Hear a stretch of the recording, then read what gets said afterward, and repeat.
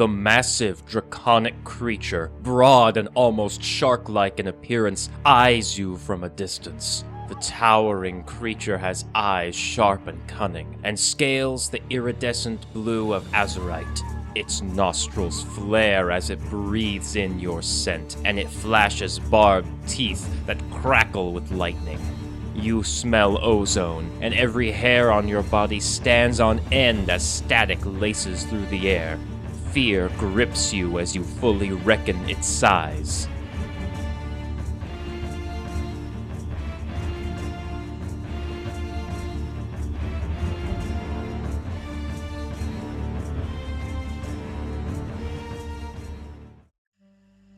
The cold desert sands trickling down to my lair take the form of rustling leaves and snapping branches. My dreams remind me of long ago. I was badly wounded, fleeing from a fight I could not win. The only thing that can make a dragon flee from battle is another, older dragon. I was young and far more ferocious, but ferocity was not enough. I thought I could take her territory, and I was wrong. I still feel the impact even as a memory when I make landfall in the Forgotten Forest, and the memory alone nearly jerks me awake. My wings were too wounded to fly, and I could barely manage walking. A lesser dragon would have succumbed to their wounds and died, or fallen victim to predators. I winced in phantom pain as my dream self tires and fails to put pressure on a broken leg, but I managed to survive by slinking and hunting in the dark. The rest of the dream is a blur of hunting, sneaking, and healing, and growing. A dragon doesn't bother to count the years one at a time, but I saw the seasons change several times before I found it. Ruins of some ancient human civilization, a hidden gem in the forest. Other dragons may see humans as nothing but prey, and for a time so did I, until I ventured into those ruins. I am no fool, but the call of long-lost treasure and secrets was so intoxicating. I was feeling better now, and I could always escape if things got too dangerous. I snaked my large frame through the open ruins. I was just thinking to myself that I really need to learn how to polymorph when I caught the scent of something. Something old, dusty. It stank of death and magic. And undead to be sure. I drew as close to the creature as possible. I knew precious little of liches and other undead, but they hoarded magic and knowledge, did they not?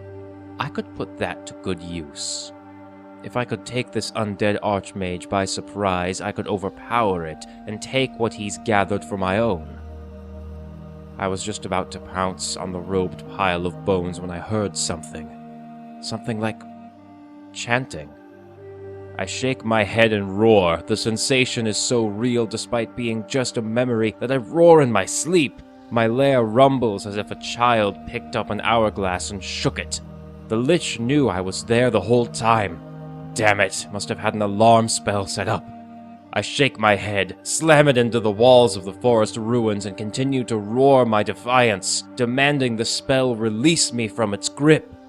But it already had its claws in my mind. Soon I was filled with a sense of obedience towards this lich. I was debased even further, being used as a glorified horse or pack mule. It would gloat and call me the proud pet. The skeleton lacked lips, but I could sense its smug smile even without them. But I learned all too well that pride cometh before the fall. It seemed it was not satisfied with a mighty blue dragon as its steed, and wished for me to become stronger. The lich's spell did not just yoke my will to his own, but it increased my intelligence and my aptitude for magic. You know what they say. Don't look a gift wizard in the mouth. My eyes open. The vine-covered lair of that lich is replaced with the gleaming gems and gently falling sands of my desert lair. I stretch out my tail, scratch my horn, and venture to my underground pool for grooming. Flawless as always, Imrith. a visage befitting the doom of the Aranok Desert.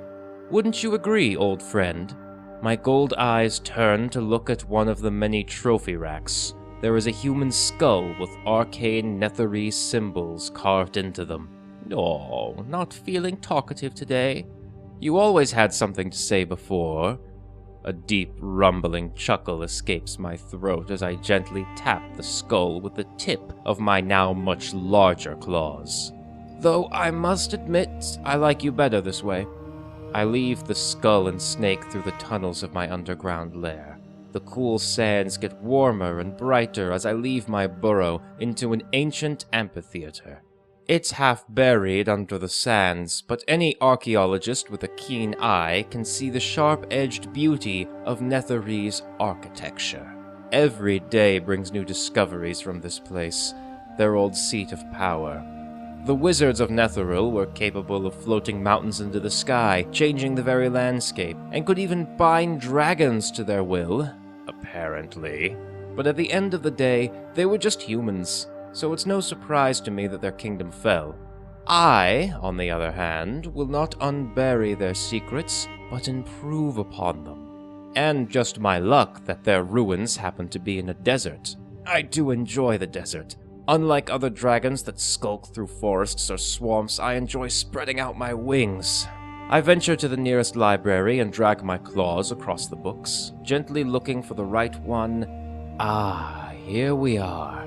Spells of mass automaton creation. The most useful spell I've found so far. What is a queen without servants? Following the ancient tome, I weave magic into stone, liquefying it and reforming it into gargoyles. This spell also added an extra hint of intelligence to these simple constructs. Now they could follow even more complex orders on my behalf. I set this new batch of gargoyles to work. We are excavating the northwest section of my territory today, but half of you must stay here and protect my lair. The gargoyles salute and fly off. I feel the urge to patrol my territory, so I take to the wing as well. So much open space to soar over. All that time in the suffocating forest. I don't fathom why the green ones like them so much. Flying gives me time to think. I should move my research of constructs beyond mere gargoyles, even if they are intelligent. My ruminations are cut short when I spot something moving across the desert sands. It's not one of my creations. It's not a wild animal either. I can see, even from this distance, that they are a humanoid caravan. They think they can cross my desert without paying for it. I consider my options. I could swoop down and blast lightning on them, but that could destroy worthwhile cargo. And it might cause them to react in a dangerous way. Not that they could kill me in any case, but still better safe than sorry. I decide to distract them by weaving an illusion, some magic that I always was capable of, even when I was younger, creating an oasis in the middle of the Dune Sea. Then, with them sufficiently distracted and heading towards it, I fly in a different direction so they can't spot me, and slowly land. Now then, to burrow underneath where they won't see me. Any blue dragon worth their salt should be able to fly as well as dig through sand and rock. Now I dig out a thin pitfall trap right beneath the illusion. Now all I have to do is wait. Before long, the ground shakes as the trap is sprung. The sands fall out above me into a makeshift cavern, and the impact alone is enough to kill most of the reavers and their camels. A few of them survive, however, cushioned by corpses and the falling sand. You are trespassing. Give me one good reason why I should not just eat you right now. The human babbles apology and praise for a moment, but then provides me with something far more interesting. An ancient Netheril Sanskrit. I smile as my nature takes hold again.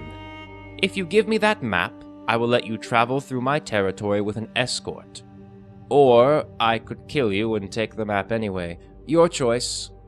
A black dragon would have wasted precious time torturing it. But I know, as all blue dragons do, that there's value in a good deal, not some twisted web of lies or whatever the green ones do, a simple, straightforward deal. The map is mine, and I memorize it hungrily. I quickly take to the skies again, flying faster than my gargoyles can keep pace with, to the map's destination. I breathe heavy as I land, but I could already sense it. Something is buried here. Something powerful. I dig and dig, foregoing all caution as the call of ancient power and treasure sings its siren song to my draconic senses. As sand and rock gives way to a cavern, I'm met with disappointment. This is no ancient knowledge. There are no new magics to uncover here, only a pit of giant worms. No, those aren't worms. These creatures are different. They're drawn to me like moths to a flame. I blast them with powerful magic from my claws, trying to draw their attention with illusions, but nothing works. Magic runs off them like water. They're immune to my spells. No, it's not magical immunity, they're eating my magic. My eyes grow wide as I realize what they are.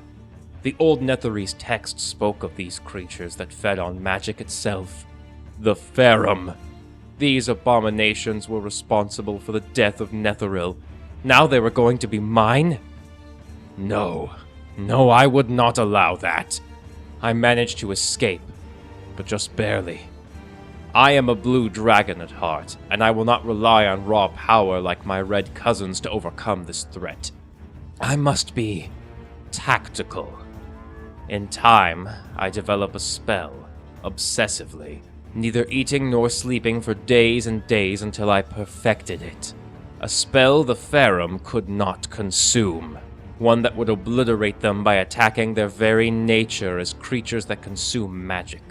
It would burn their bodies and their minds. The very weave essence that's assumed their bodies would be deleted, along with any magic they knew. Now the worms, so eager to consume me body and spirit, were cowering in fear at the same obliteration happening to them. Once again, I, Imrith, am the true supreme power in the Arnok Desert. This is wonderful. Security at last. But it's only a matter of time until something tries to challenge me again. I hope it's another blue dragon. I would never give them any of my secrets, but I do miss speaking with my own kind from time to time. In fact, if it were a worthy male that found its way into my territory, I wouldn't mind him staying here forever. I shake the thought away. Mating will have to wait. First and foremost, I must see to my domain. Then maybe I can indulge my desire for social activity. My eyes scan the desert, and I spot something in a part of it I haven't explored in many years. Is that a humanoid structure? Oh, this should be good. I unfurl my grand azure wings once more. I was willing to treat with humans, but these weapons on the walls are meant to kill something large. Can't have that, can we? I fly up higher into the clouds above, then dive down, aiming directly at their ballistas, and lightning crackles from my maw. Let the siege begin!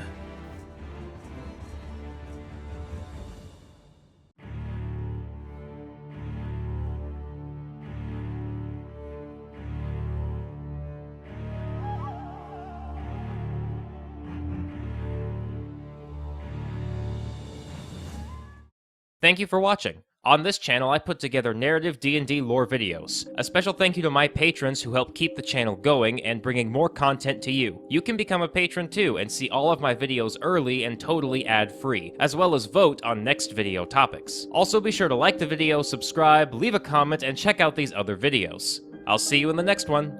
Cheers!